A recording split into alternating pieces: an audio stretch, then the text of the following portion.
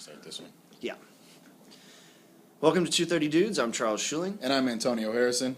And in honor of tonight's episode, which is all about the Brea Tar Pits. We actually went. We went to the Brea Tar Pits. And sadly to say, living, born, and raised out here, I've never been. So that was my first time, at the age of 32. But it was really cool. It was really cool. It was really cool. We really enjoyed our trip. We've got a great podcast for you tonight. And because we were talking about tar pits tonight, we thought we'd talk about a different kind of natural phenomenon, vacuum-type phenomenon, and that's quicksand. Quicksand.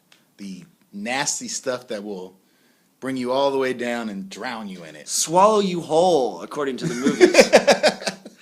So what is quicksand? Quicksand is actually just when a pile of sand or a group of sand, a bunch of sand, a plot of sand.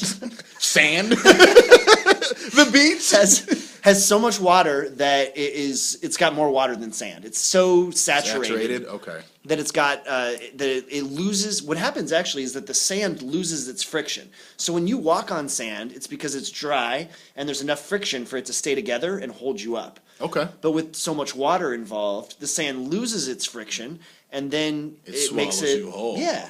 Okay. It changes it. It swallows you whole. Yeah. Now we did learn though that what you see in the movies about these, quicksands that just go on forever, it's not true. It's not true. They're usually just a couple feet deep. That's right.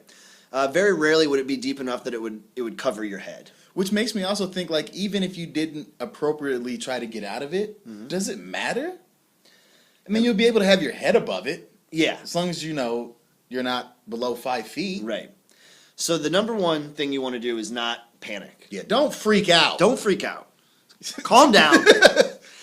And when you panic... Unless you're by yourself, then you might want to freak the fuck out. Yeah.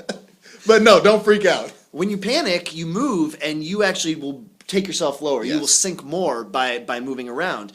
One way that I read about it is that when you think about a human being in water, we generally float. We can lay on our back or on our stomach, and we can float in water. Mm-hmm. Quicksand is even more dense, so it's easier for a human being to float in quicksand than it is in water.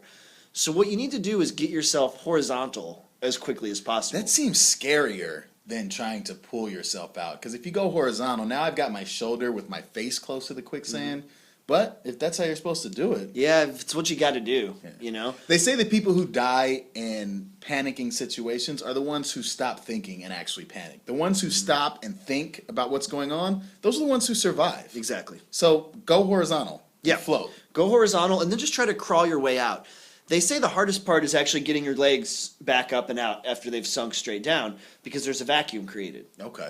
And as we will talk about on tonight's Brea Tar Pits episode, there's a vacuum created with tar as well, and we actually got to experience that, not with our legs, fortunately. No, I wouldn't have done that. But it's a hard vacuum to fight, but it is fightable. And so you get one leg up, then you get the other leg up, and then you just kind of crawl your way forward and on out of the quicksand. Either that or, I've got a fedora hat with a whip and I throw it out there to Charles to pull him in. Exactly. One of the two. Yeah.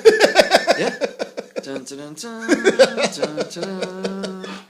Exactly. So tonight's episode, Brea Tar Pits. That's right. It's an actual visit. An actual visit to the Tar Pits. It's a great episode. 8 p.m.